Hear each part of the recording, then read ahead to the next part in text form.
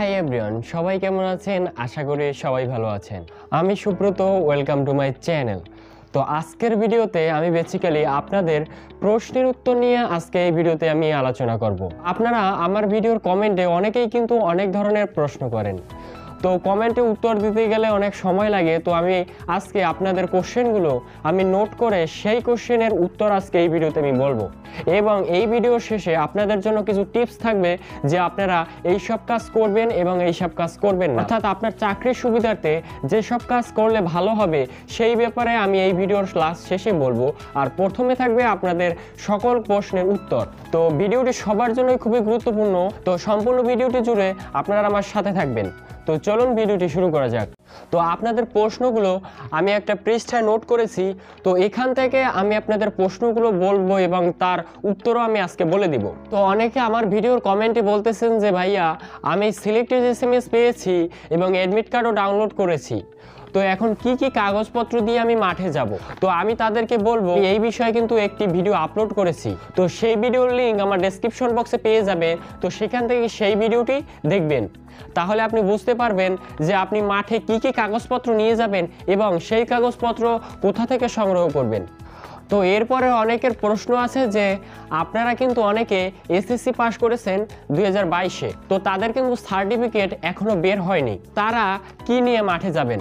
তো আমি তাদেরকে বলবো যে আপনারা মাঠের আগে অবশ্যই আপনাদের মূল মার্কশিটই পেয়ে যাবেন।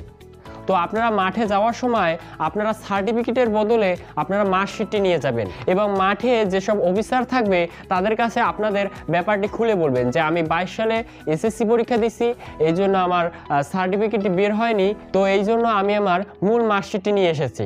তবে বেসিক্যালি আপনাদের এর জন্য সমস্যা হলেও হতে পারে, যদি তারা আপনাদের সমস্যা বুঝে আপনাদেরকে যোগ্য দেয় তাহলে আপনাদের আশা করি কোনো সমস্যা হবে না। তবে আপনাদের এইরকম সমস্যা আসলে এরকম সমস্যা কখনো হয়নি যে সার্টিফিকেট বের হওয়ার আগেই আপনারা পুলিশে আবেদন করছেন, তো এরকম সমস্যায় কেউ পড়েনি, এই জন্য এই ব্যাপারটি বলাটা খুব কঠিন। তো যেহেতু আপনাদের কোনো সার্টিফিকেট বের হয়নি সেহেতু আপনাদের এই কাজ করা ছাড়া কোনো উপায় নেই। তো আশা করি এই বিষয়টা আপনারা ক্লিয়ার। তো এরপরে অনেকে প্রশ্ন করতেছেন যে ভাইয়া চালান ফর্ম বা ব্যাংক ড্রাফট লাগবে কিনা। আমি কিন্তু আমার একটি ভিডিওতে বলেছিলাম যে আমি চালান ফর্ম নিয়েও অনেক কথা বলেছিলাম, যে আমি চালান ফর্মের বিষয়ে আমার কিন্তু অনেক ঘটনা আছে, সেটা আমার নিয়োগের প্রথম দিনের অভিজ্ঞতা, সেই ভিডিওতে আপনারা দেখলে বুঝতে পারবেন। তো অনেকে ভাবতেছেন যে ব্যাংক ড্রাফট মনে হয় প্রয়োজন খুবই, আসলে আপনাদের কোনো ব্যাংক ড্রাফট করতে হবে না। আমাদের সময় এই ব্যাংক ড্রাফটের সিস্টেমটি ছিল, বাট আপনাদের সময়ে ব্যাংক ড্রাফটের কোনো সিস্টেম নেই। আপনাদের হলো আপনারা মাঠে যদি আপনারা 3 দিনে যোগ্য হন, তারপরে আপনারা এসএমএস এর মাধ্যমে যেভাবে আপনারা 40 টাকা পেমেন্ট করেছিলেন সেইভাবে আপনারা 120 টাকা পেমেন্ট করবেন। তো এই প্রক্রিয়াটি করা হয়েছে কারণ আমাদের সময় যারাই মাঠে যাইতো তাদেরকে কিন্তু 100 টাকা দিয়ে ব্যাংক চালান করতে হতো, বাট মাঠে গিয়ে সে যখন অযোগ্য হতো তখন কিন্তু তার ওই 100 টাকা কোনো কাজে আসতো না। তো এই জন্য এই সিস্টেমটা করা হয়েছে আপনাদের জন্য, কারণ যাতে করে আপনারা 3 দিনে যারা যোগ্য হবেন, যারাই রিটেন পরীক্ষা দেবেন তারাই আপনারা রিটেন পরীক্ষার এই ফিটি প্রদান করবেন, আর যারা আনসিলেক্টেড হবেন তাদের আর এই রিটেন পরীক্ষার ফিটি প্রদান করতে হবে না। এই জন্য এই পদ্ধতিটি আপনাদের জন্য আপডেট করে চালু করা হয়েছে। এরপরে অনেকে কমেন্ট করতেছেন যে ভাইয়া অবিবাহিত সনদপত্র মাঠে লাগবে কিনা। তো আমি বলবো অবিবাহিত সনদপত্র এটা মাঠের কাগজপত্রের কোনো জায়গায় উল্লেখ নেই যে আপনার মাঠে অবিবাহিত সনদপত্র নিয়ে যেতে হবে। বাট আমি বলি আপনার যদি চাকরি হয়ে যায় তখন কিন্তু আপনার অবিবাহিত সনদপত্র চাইবে, তখন কিন্তু আপনাকে অবিবাহিত সনদপত্র তাদেরকে দিতে হবে। এই জন্য বলি আপনারা চেয়ারম্যানের নিকট থেকে যখন আপনাদের নাগরিক সনদপত্রটি আনবেন তখন আপনারা অবিবাহিত সনদপত্রটিও তার কাছে স্বাক্ষর করিয়ে আনবেন, তাহলে পরবর্তীতে আপনাদের আর চেয়ারম্যানের কাছে যেতে হবে না। তো এরপরে অনেকে কমেন্ট করতেছেন যে ভাইয়া আমার জেলায় এই, আমার মাঠ কবে হবে, আমার লিখিত পরীক্ষা কবে হবে, আমার মৌখিক পরীক্ষা কবে হবে। তো এই বিষয়ে কিন্তু আমি একটি পুরো ডিটেলস ভিডিও আমি আপলোড করেছি, সকল জেলার মাঠ কবে হবে, লিখিত পরীক্ষা কবে হবে এবং মৌখিক পরীক্ষা কবে হবে। সেই ভিডিওর লিঙ্ক আমার ডেসক্রিপশন বক্সে পাবেন এবং সেখান থেকে আপনারা দেখে নেবেন। আর এছাড়া যারা অ্যাডমিট কার্ড ডাউনলোড করেছেন তারা অ্যাডমিট কার্ডে দেখবেন যে ভেন্যু ওখানে হলো আপনারা ওই লাইনে আপনারা মাঠ করবেন, তার নিচে দেখবেন যে টাইম অ্যান্ড ডেট, ওইখানে আপনারা দেখবেন যে আপনাদের মাঠের ডেট সেটা দেওয়া আছে। তো এই গেল আপনাদের কোন জেলায় কবে মাঠ হবে এই প্রশ্নের উত্তরও আপনারা পেয়ে গেছেন। তো এরপরে অনেকে আছেন যে কোনো এসএমএসই পাননি, সিলেক্টেড এসএমএসও পাননি, আনসিলেক্টেড এসএমএসও পাননি। তো এখন আপনারা কি করবেন? তো তাদের কাজ হলো আপনারা যে 40 টাকা পেমেন্ট করেছেন ওই পেমেন্টের নিচে দেখবেন যে আপনার ইউজার আইডি এবং পাসওয়ার্ড আছে। তো ওই ইউজার আইডি এবং পাসওয়ার্ড দিয়ে আপনি আপনার অ্যাডমিট কার্ডটি ডাউনলোড করার ট্রাই করবেন, মোবাইল দিয়ে সেটা পারবেন। এবং সেটা কি করে করবেন সেই বিষয়ে কিন্তু আমি একটি ভিডিও আপলোড করেছি, সেই ভিডিওর লিঙ্কও আমার ডেসক্রিপশন বক্সে পেয়ে যাবেন। সেই ভিডিওটি দেখে আপনি যদি আপনার অ্যাডমিট কার্ডটি ডাউনলোড করতে পারেন তাহলে বুঝবেন যে আপনি সিলেক্টেড এসএমএস আসবে, আর যদি আপনি ডাউনলোড করতে না পারেন তাহলে বুঝবেন যে আপনার সিলেক্টেড এসএমএস আসবে না, নট সিলেক্টেড এসএমএস আসবে। তো এই গেল যাদের কোনো এসএমএস আসেনি তাদের ব্যাপার। তো এরপরে আছে অনেকের কিন্তু কাগজপত্রে ভুল আছে। তো এই বিষয়ে কিন্তু এর আগের ভিডিওতেই কিন্তু আমি আপলোড করেছি, তো সেই ভিডিওর লিঙ্কও আমার ডেসক্রিপশন বক্সে দিয়ে দেব। তো আপনার কাগজপত্রে ভুল থাকলে কোন ভুলে সমস্যা হবে, কোন ভুলে সমস্যা হবে না এই বিষয়ে কিন্তু ওই ভিডিওতে আমি বিস্তারিত আলোচনা করেছি। ওই ভিডিওটি আপনারা দেখলেই বুঝতে পারবেন এবং এই ভুল আপনি কিভাবে সংশোধন করবেন সেটাও কিন্তু আমি ওই ভিডিওতে আলোচনা করেছি। তো এরপরে অনেকে সিলেক্টেড এসএমএস পেয়েছেন, বাট আপনি যখন অ্যাডমিট কার্ড ডাউনলোড করতে গেছেন তখন কিন্তু আপনার অ্যাডমিট কার্ডে ওখানে ইনভ্যালিড দেখাচ্ছে। তো তারা কি করবেন? তো এই সমস্যা দেখা যাচ্ছে আপনি আপনার ইউজার আইডি পাসওয়ার্ড ঠিকমতো দিচ্ছেন না, হয়তো দেখা যাচ্ছে আপনি জিরোর পরিবর্তে ও দিচ্ছেন বা ও এর পরিবর্তে জিরো দিচ্ছেন, অথবা আপনি ওয়ানের পরিবর্তে আই দিচ্ছেন, এরকম সমস্যা হচ্ছে। তো আপনার ইউজার আইডি এবং পাসওয়ার্ডটি ভালো করে দেখে নিন এখানে কি দেওয়া আছে, সেইভাবে আপনি চেষ্টা করুন, তাহলে অবশ্যই পারবেন। তো এরপরে অনেকের কোশ্চেন আছে যে ভাইয়া আমি অনলাইনে সিলেক্ট হওয়ার জন্য আমার ওজন 2-3 কেজি বাড়িয়ে দিয়েছি, অথবা কেউ বলতেছেন যে আমি 1 ইঞ্চি উচ্চতা বাড়িয়ে দিয়েছি, এর জন্য মাঠে কি আমার কোনো সমস্যা হবে কিনা। তো এই টাইপের অনেকেই কিন্তু অনেক রকম কোশ্চেন করেন যে অনলাইনে এই দিয়েছি মাঠে গেলে কিন্তু আমার সমস্যা হবে কিনা। তো আমি তাদেরকে বলবো আপনারা অনলাইনে যা দিচ্ছেন ওটা ভুলে যান, অনলাইনে কি দিচ্ছেন ওটা ভুলে যান। অনলাইনে যে ফর্ম আপনারা পূরণ করেছেন ওটা শুধু আপনার সিলেক্টেড এসএমএস আসা পর্যন্ত ওর ভ্যালু আছে। এরপরে আপনি যখন মাঠে যাবেন তখন মাঠে আপনাকে সব কিছু নতুন করে আপনাকে দিতে হবে। মাঠে আপনার নতুন করে হাইট মাপা হবে, নতুন করে ওজন মাপা হবে, সব কিছু নতুন করে করা হবে। অনলাইনে কি দিচ্ছেন ওইটা কেউ দেখবে না। তো এই বিষয়টিও আপনাদের ক্লিয়ার।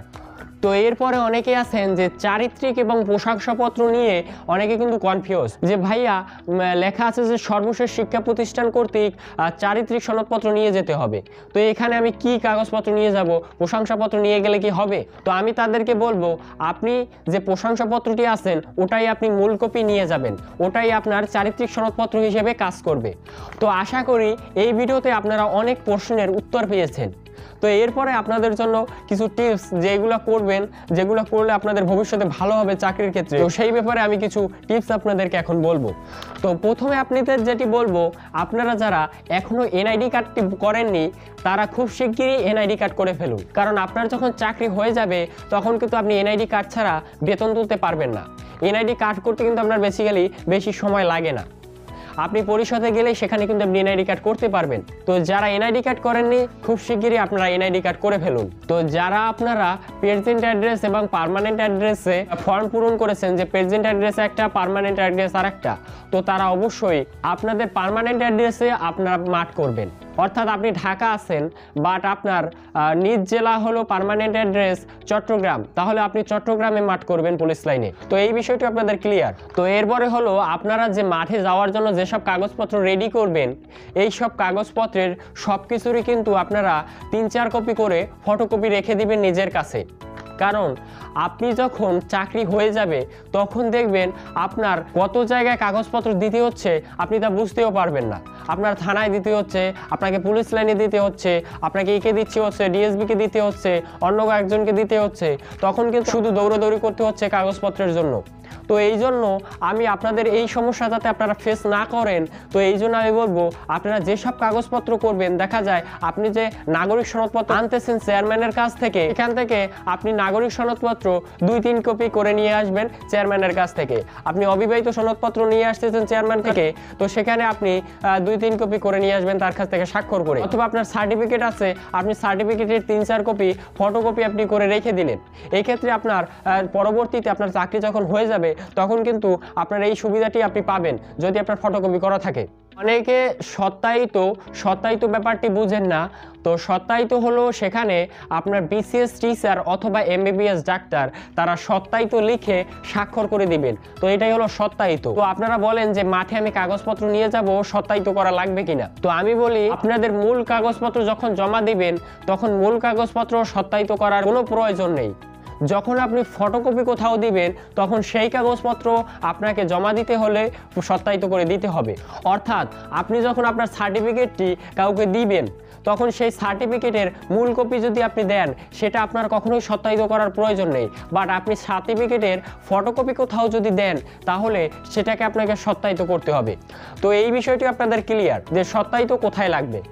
তবে আপনাদের মাঠে কাগজপত্র নেওয়ার জন্য যেসব কাগজপত্র যা নিয়ে যাবেন এগুলো কোথাও সব কিছুই মূল কপি নিয়ে যাবেন, এই জন্য এগুলো সত্যায়িত করার প্রয়োজন নেই। বাট আপনাদের ছবি কিন্তু সত্যায়িত করতে হবে। তো আপনাদের পুলিশ কনস্টেবল মাঠে কিন্তু 7টি ইভেন্ট আছে। তো অনেকে ভাবেন যে এই কোনো ইভেন্টে যদি আমি পাস না করি হয়তো বা আমাকে সিলেক্টেড দেওয়া হবে, আমি অন্যগুলো যদি পাস করি। না, আপনাদেরকে প্রত্যেকটি ইভেন্টে পাস করে আপনাদেরকে চাকরি পেতে হবে। তো আপনারা প্রত্যেকটি ইভেন্টের জন্য প্রস্তুতি নেবেন। তো এরপরে হলো যারা সিলেক্টেড এসএমএস পেয়েছেন তাদের বর্তমানে এখন আপনাদের কি করণীয় হবে। সিলেক্টেড এসএমএস যারা পেয়েছেন তাদের প্রথম করণীয় আপনাদের ইউজার আইডি এবং পাসওয়ার্ড দিয়ে আপনারা অ্যাডমিট কার্ড ডাউনলোড করবেন এবং দোকানে গিয়ে সেটা 2 কপিস আপনারা প্রিন্ট করবেন এবং আপনার মাঠে যাওয়ার জন্য যেসব কাগজপত্র দরকার সেই সব কাগজপত্র আপনি এখনই সংগ্রহ করবেন এবং আপনি মাঠের জন্য রিটেন পরীক্ষার জন্য এবং মাঠের যে ইভেন্টগুলো আছে এই ইভেন্টের জন্য আপনি প্রস্তুতি নেবেন। এছাড়া আপনার আর কোনো কাজ নেই।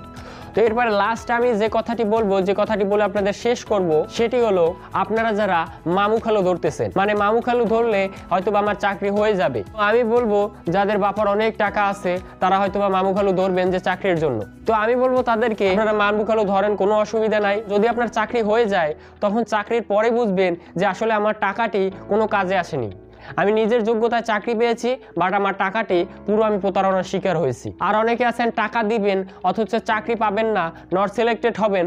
তো তারা এরকম টাকা দেখবেন যে অনেক দালাল আপনার টাকা মেরে নিয়ে চলে গেছে। আর যারা দরিদ্র পরিবারের সন্তান আছেন, যারা পুলিশ হওয়ার স্বপ্ন দেখেন, তাদের প্রতি আমার রিকমেন্ডেশন হলো আপনারা লিখিত পরীক্ষা এবং মাঠের জন্য একটা সঠিক প্রস্তুতি গ্রহণ করুন। অবশ্যই আপনি মাঠে ভালো করতে পারলে, রিটেন পরীক্ষা ভালো করতে পারলে আপনার চাকরি অবশ্যই হবে ফ্রিতে, 1 টাকাও লাগবে না। আমার চাকরি ফ্রি হয়েছে, সো আপনাদের চাকরিও ফ্রি হবে। এই ভিডিওটি আপনাদের জন্য খুবই গুরুত্বপূর্ণ ছিল। তো এই ভিডিওটি ভালো লাগলে লাইক করবেন এবং আপনি আমার চ্যানেলে নতুন হয়ে থাকলে সাবস্ক্রাইব করবেন। ভালো থাকবেন, সুস্থ থাকবেন, দেখা হবে পরবর্তী কোনো ভিডিওতে।